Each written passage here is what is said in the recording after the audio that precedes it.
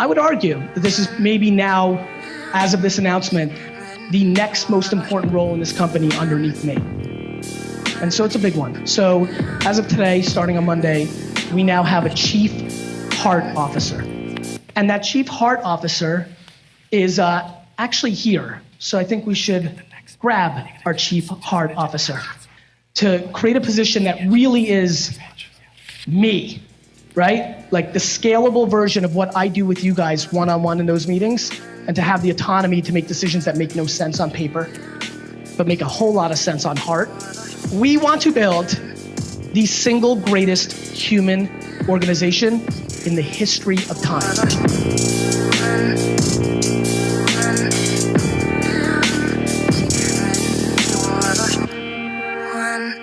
Hi, it's an honor to be here.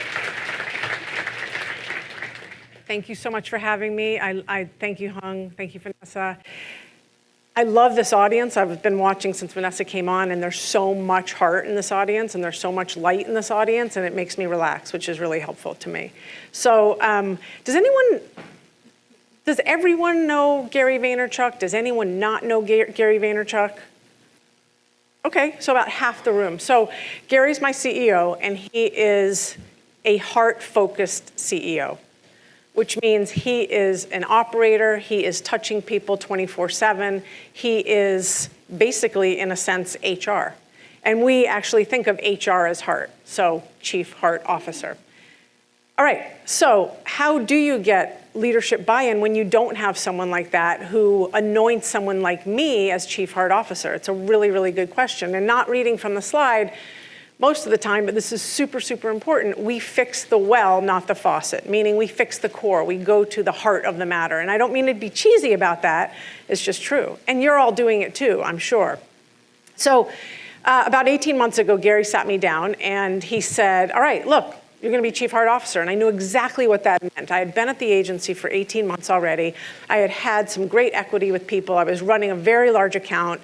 So I had kind of built my own little micro agency, about 50 people at Vayner. And so I knew what it meant to touch people. I mean, that's something I love doing. I think that's something you all love doing. I have never been in HR in my entire life.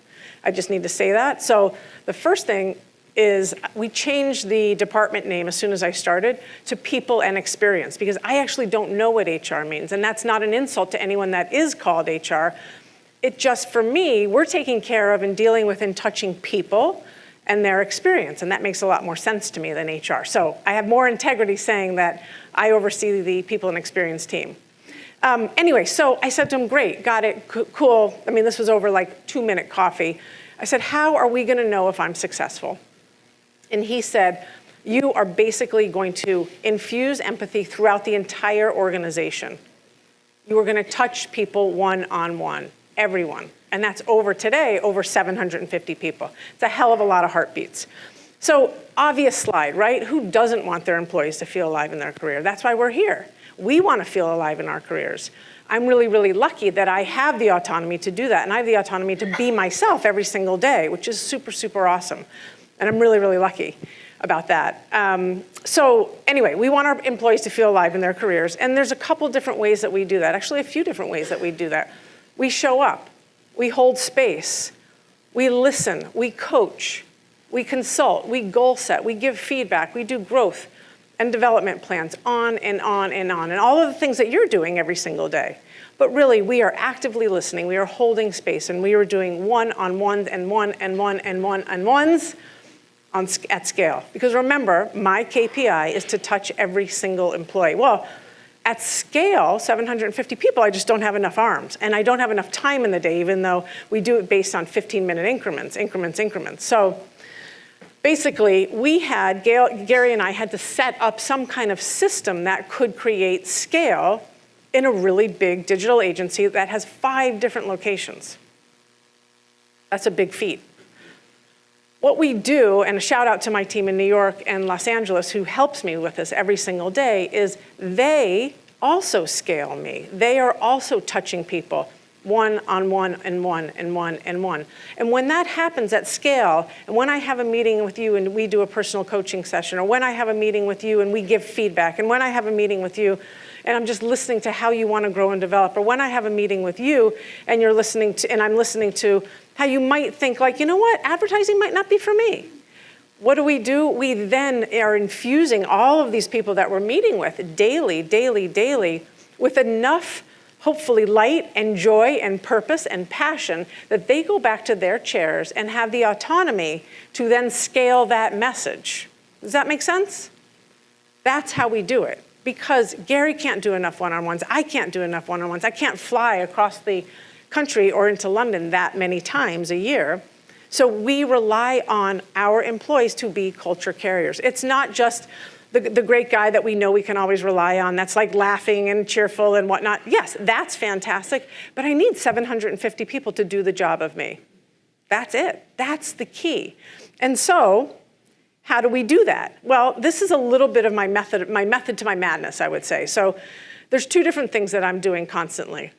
I am, and we've said it already today, and I know you said it yesterday, creating a safe space where people can bring their whole selves to work. So that's physical safety and that's emotional safety.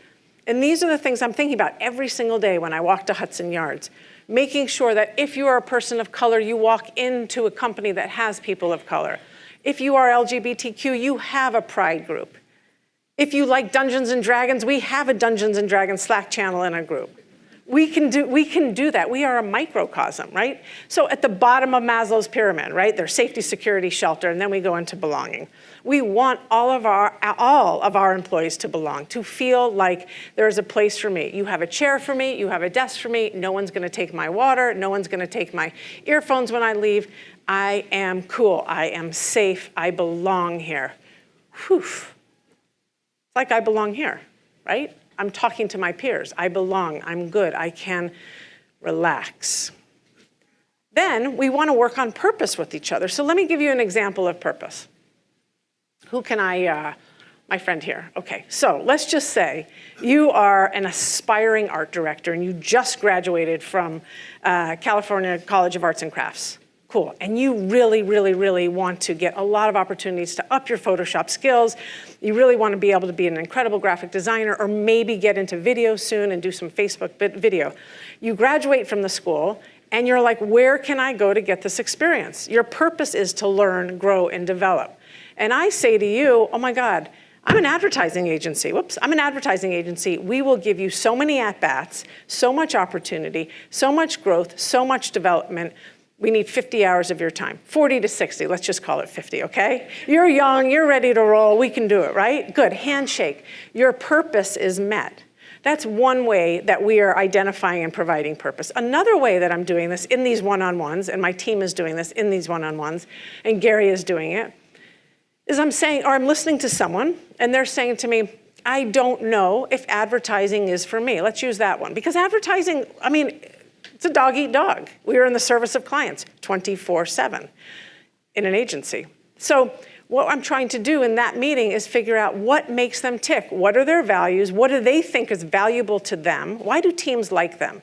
Because they're energetic, because they're strategic, because they know how to rally a team, because they are great at heart, because they have some incredible hard skills. What do they value? Oh, integrity, communication, transparency. I'm writing all of this down on the board. And then I'm asking them, this is the hard part. This is a harder part where I'm actually doing a little sweating. I'm asking them, what is it that makes them tick? What is their mission statement? What is their North Star? What is their guiding principle? So we've got 80% millennials, right? Sometimes I'm asking people and they're like, I don't know, I'm 22. I'm like, cool, you don't know. So your mission statement is probably to learn.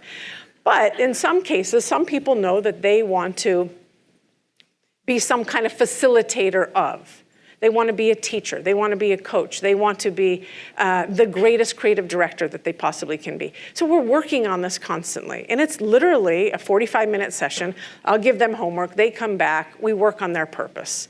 Long-winded way of saying we are an agency that spends a hell of a lot of time with people, making sure that this is the right place for them. Whether or not you are the aspiring art director, whether or not you're that other person that's been at the company for 5 years and you're like, I don't know if this is for me anymore. We just work through it. Okay, so we do belonging really well, check. We do purpose really well, check. When that art director, when you come over and you're that art student, you've gotten a lot of at-bats and you're hitting home runs and whatnot, and you're starting to achieve things. You've moved beyond Photoshop, you're now into After Effects, you're now shooting for Diageo, you're now doing some other things for ABI, Budweiser. You start to achieve something and you feel really good. We celebrate that.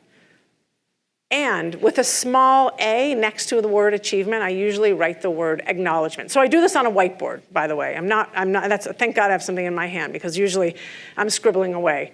But acknowledgement is super important. Small a, not ego-led a, but small a, right? Everyone needs to know, like, hey, that was a good job. Hey, you did a great job on that presentation. Fantastic video, awesome. It's not like rah, rah, rah, rah, rah. It's just like, good job. It's juice. I need it too. I'm feeling like I have a purpose on this stage, thanks to Hung and Vanessa. I do belong, I have a purpose, I'm achieving something, thank you for your attention because you're giving me some juice back. The acknowledgement I have is the smiles that you're giving me. So thank you, I'm feeling good. This is the same thing for me. I start to feel satisfied. I don't say happy, okay? This is my methodology for employee fulfillment, not happiness. Why?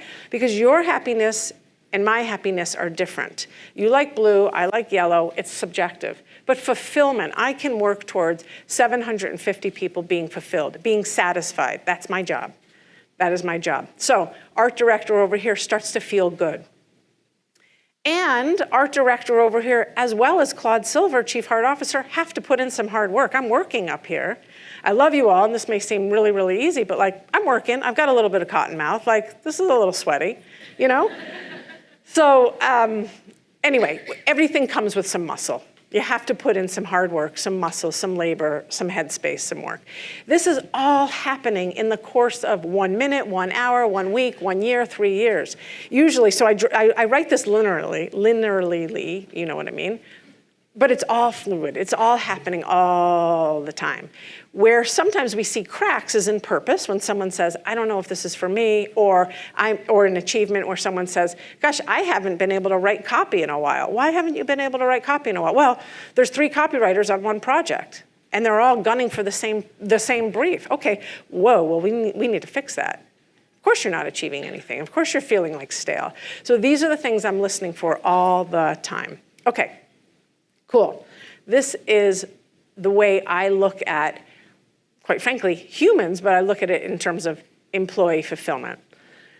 Now, let's go on another equation. I'm not a mathematician at all, so bear with me, but this is the other equation I use for building high-functioning, successful teams, because after all, we are a we, not an I. That's how 750 people push content out the door. It's we, not I, right? It's championing each other. So, connection. I'm gonna use me as an example because you're my team today. You're all in my team. As a matter of fact, let's stop what we're doing and let's just high five the person next to you. Way to go. High five.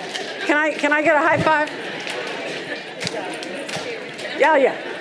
Oh, I stepped on your toe. All right, awesome. New York, I hope you're high-fiving. Madalena, LA, I hope you're high-fiving. Good, so we're a team. I've connected with you. I've gotten on stage. I've connected with you. You're giving me your attention, which is awesome. And we start to build trust with one another. You're giving me your attention, so I know you're trusting me. You absolutely, whether or not you're trusting me with everything I say and you're gonna go, this is the doctrine, no, but you're trusting me enough with your time to give me 20 minutes of your attention. With trust, with connection and trust, we start to care about one another. Empathy, compassion, kindness, tenderness. This shit matters. It matters, and it matters that we are promoting this 24/7. 24/7. You can switch trust and empathy if you want, it don't matter. But for me, it has to be up there. Oh, what did Siri say? Oh, thank you, Siri. She's a great teammate, right? She cares about me. We've got some empathy. So connection, trust, and empathy equals loyalty, longevity, tenureship of the employee. That's what we want. We want people to stay with us. We want them to be loyal to VaynerMedia or your cultures and your companies. We want them to be there for a long haul. We want them to be resilient because boy, oh boy, do we change every single day. That is the one thing that is constant in our company. We are a fast-paced, digital creative agency, and we are owned and run by a disruptor and an entrepreneur. Don't think we don't change every day. I know in my email right now, we've got 20 things I've got to deal with. Loyalty, longevity, resilience, and speed. And that is enormous for us. We are in competition with other agencies. We want to put our product out first. We want to be the best. Gary said it. We want to build the greatest human empire of all times. So we need all of these things. Connection, trust, and empathy equals loyalty, longevity, resilience, and speed. Cool. All right, now let's get into some kind of tips and tricks and what you can do if you don't have a CEO like I do, who from the top down has said, we've got someone here who's going to take care of 750 plus heartbeats, and soon it's going to be 1,000. And she's got the autonomy to do what it is I do without having to ask me. She has the autonomy to take care of you and to make judgment calls. So I'm super, super lucky. We've already gone over that. So we teach self-awareness. We teach the power of intention. Well, how do we do this, right? I mean, we're not therapists. We're not accredited doctors. We're just us. We're not spiritual advisors. We're people that give a you-know-what about other people. We put people first. That's how we win every single day. Teaching self-awareness and teaching the power of intention is all about integrity. It's all about communication. It's all about having a feedback cycle. It's all about going from, in our case, switching the paradigm from coddling our employees to caring about our employees. That's a huge switch. That's a huge cultural switch, right? So we're working on this a lot. We want everyone to be able to look in the mirror and see what their blind spots are, or be open to someone saying, you know what, you hit the head on the nail, or the nail on the head, whatever it is, with that presentation, but I've got a little bit of feedback for you. Yada, da, da, da, da, da, da. So I've already told you about, cultivating courage and purpose. I mean, courage is just like showing up to work every day and giving it your all. Purpose, we've already talked about. We believe in the we, not the I. And I really fundamentally think that when I told you how we scale people and how I'm now scaling myself, quite frankly, for those of you that are writing things down or giving me your attention, that is our way of creating we, not I. I hope to God I am now creating a champion in you. And I hope to God I'm creating a winner in you. And I hope to God I'm empowering you and Siri to go back to work and make some changes. It's the we, not the I. And it's on the door out here, which I love, which is really, really cool. Don't think I didn't tweet it. I did. So the question is, what's holding you back in your organizations, if there is anything, from getting in the driver's seat and changing your culture?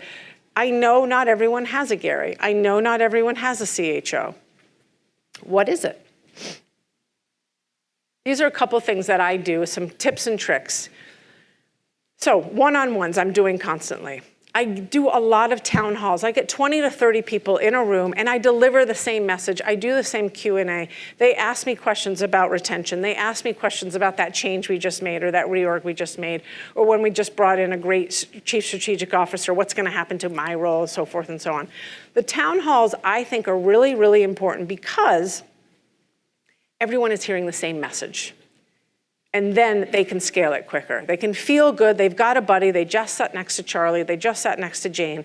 They have a buddy. They were in that. They heard it with me. I hope to God in those town halls I am quelling any anxieties because the ground shakes. We all know it. And I am providing some kind of value. And I'm also saying, look, my door is open 24/7. Text me, write me, go to Gary, it's all good. We actively listen, and this is a big deal. And I was mentioning already in one-on-ones, we're doing a lot of actively listening. I'm listening for what those cracks in the sidewalk are. I'm listening to hear if they feel like they're being micromanaged. I'm listening to hear if they are micromanaging and holding their cards close to their chest. I'm just observing and listening and collecting data. I'm looking for patterns. 750 different patterns happen. Once I come across patterns that are not subjective from me, and I'm making sure that they are objective from other people. I'm trying to take the emotion out of, Charlie said that Jane gave her negative feedback. Well, what was the feedback? If it's a character assassination, whoa, that's one thing. But if it's feedback that was, your slide had a lot of spelling mistakes, that's legit, right? Anyway, I'm listening for these patterns and then I'm making changes. And sometimes those changes are, Charlie should be on a different team and be in a different account. Or Randy is ready for a promotion. Why? Because he's been batting above his average, whatever you call it for the baseball fans, batting above. And he's ready for a promotion, and we've just been holding him down. Well, if we hold him down, he's a flight risk. Those types of things, making changes like that. Hopefully that makes sense. So this is a great quote I heard the other day. I think I've heard it on Being, Krista Tippett's podcast. Courage isn't the absence of fear, it's fear walking. It really blew my mind. It really, really did. We've all been hearing about, Brené Brown and courage and vulnerability and all of that stuff. We're in this room because we are both courageous and vulnerable, because we have problems to solve and we're working in community, connection, belonging to solve them together, right? But I love this because what does keep us, what prevents us from having that conversation with the CEO? What prevents us from actually stepping up and saying, you know what, the culture smells funky and I have some ideas on what to do. If it's fear, well, just take your fear in your back pocket and take a walk with it. Hard, I know, practice what you preach. Hopefully I am, I hope I am. But anyway, love this quote and I thought it was really important to throw in there. So, it's easy to sink into cynicism. It's easy for 750 people to sink into cynicism. It's easy for that one person who didn't like what I had to say in that town hall, or didn't get the raise that they wanted, or didn't get this, that, to be like, you know what, this place sucks. Get into that negativity. It's easy for all of us. I'm kind of allergic to negativity. I am very optimistic. Gary's very optimistic. It doesn't mean rose-colored glasses. It means looking at something that could be perceived as a negative and flipping it, or reverse engineering what that was. That's not to deny what it is, and I'm certainly not talking about serious HR issues, of course, that's different. That's different. But I'm talking about just little nits, knacks, paddywhacks. It's easy to go there. We really, really do our best to flip it. And these culture carriers in my team are really, really helpful to do that. So anyway, this is a message to you. This is a message and a reminder to me to speak up, to make waves, to have the audacity to say, you know what, I am a culture carrier. I give a shit about this place. I don't want it to turn into a cesspool. I want it to be full of light, full of joy, full of love, full of caring, full of people that want to be here. And that takes that big step forward. You got to take that leap. So anyway, take up space. Show up as you, always. You're in here for a reason. You've all shown up as you, which is amazing, and thank you for your attention. If all else fails, focus on the people. Everything else will fall into place, guaranteed. Thank you so much.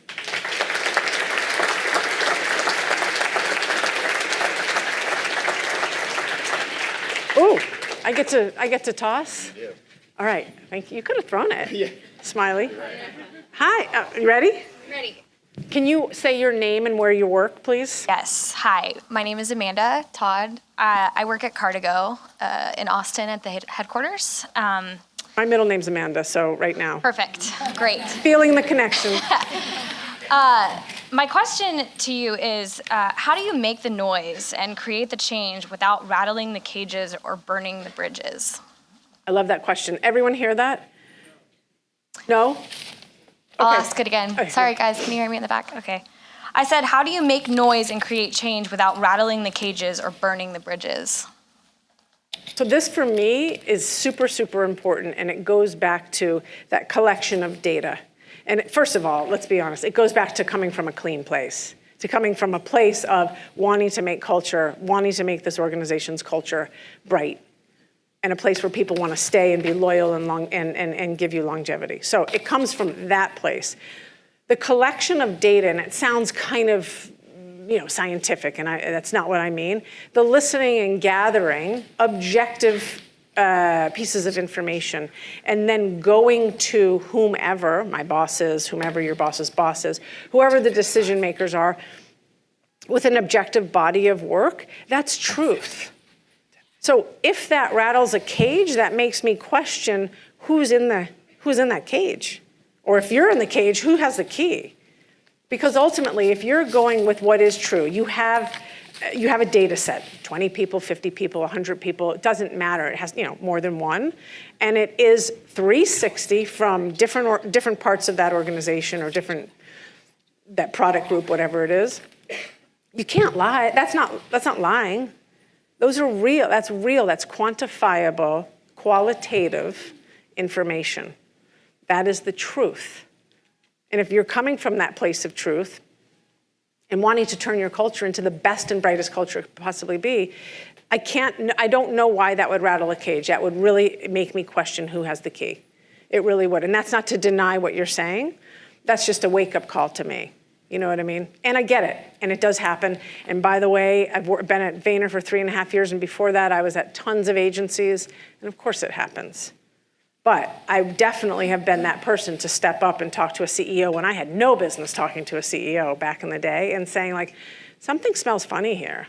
I come from San Francisco. I was living in London at the time. I come from San Francisco. It's a world of possibility, a world of yes, a world of entrepreneurship, and whoa, it's day 3, and I'm feeling no. What's up? So I hope that answered some, or shed some brightness. Another question? Throw over here. All right. Name? Hi, I'm Sophie. I'm Sophie. coming from Brussels. I'm working in a biotech. Do you have any advice for a company that is 10 times your size?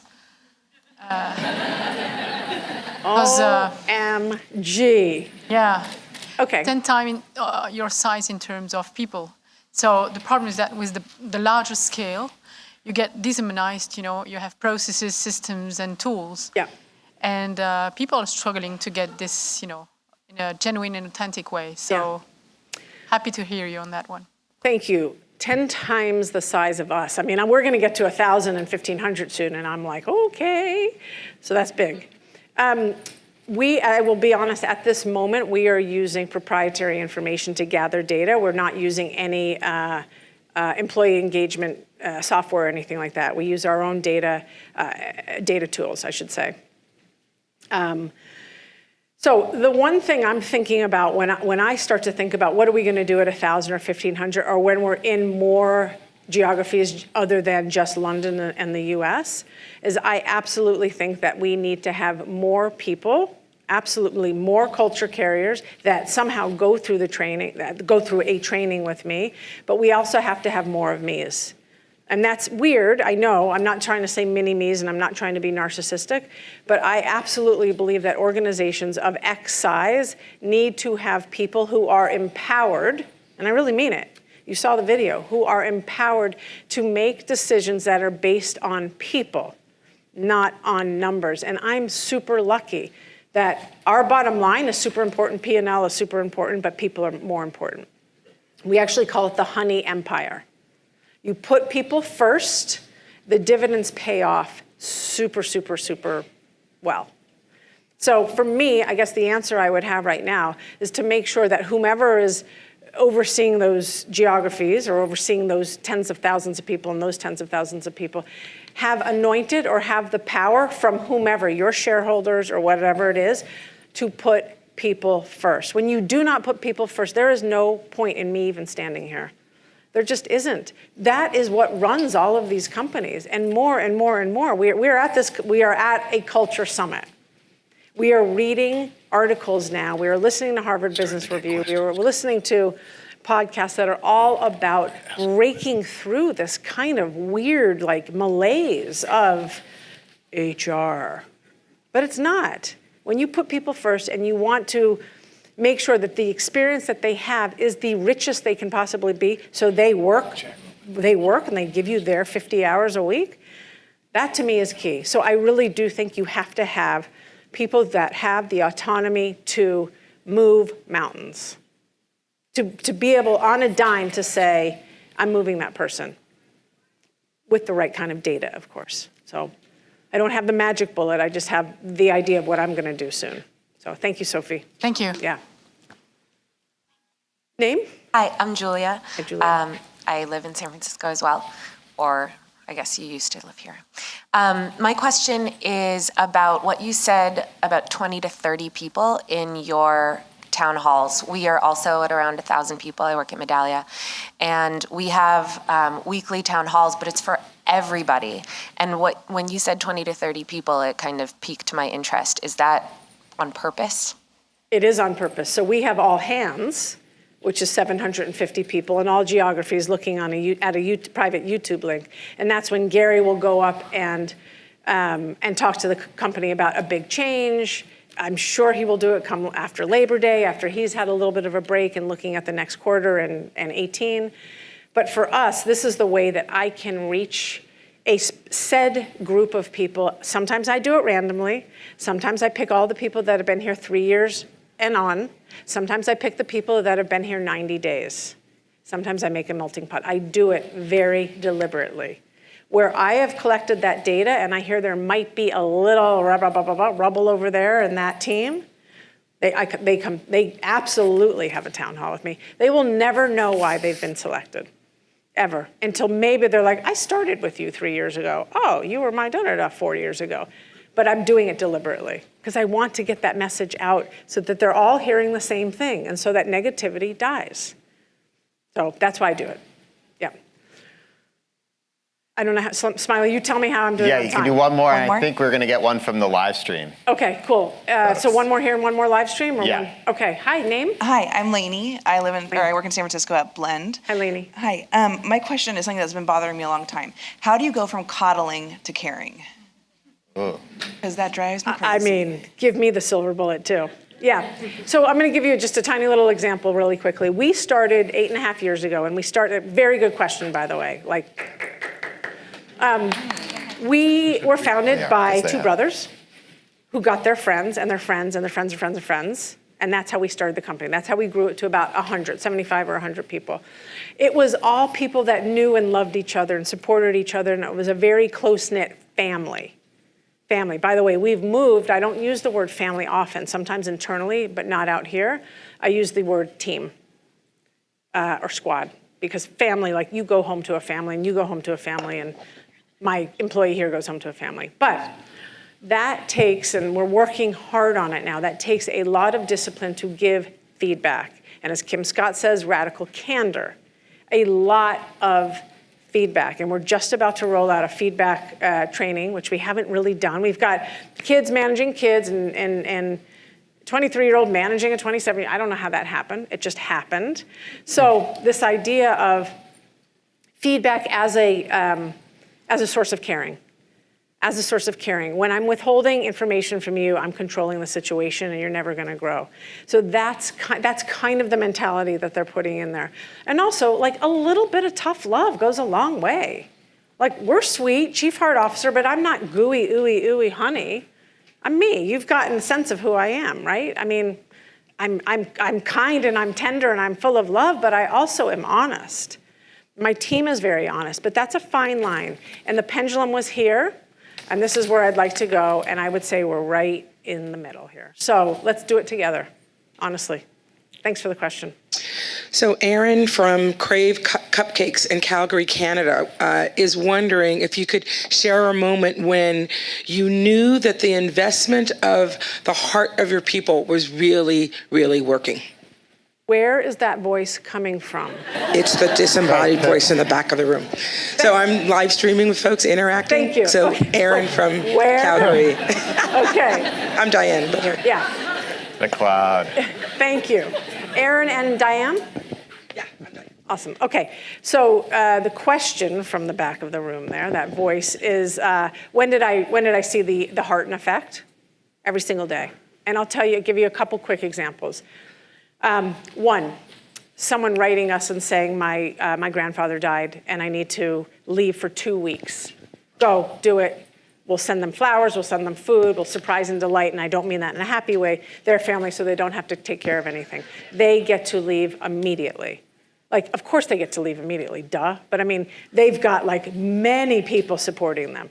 That's absolutely one way that the heart comes alive.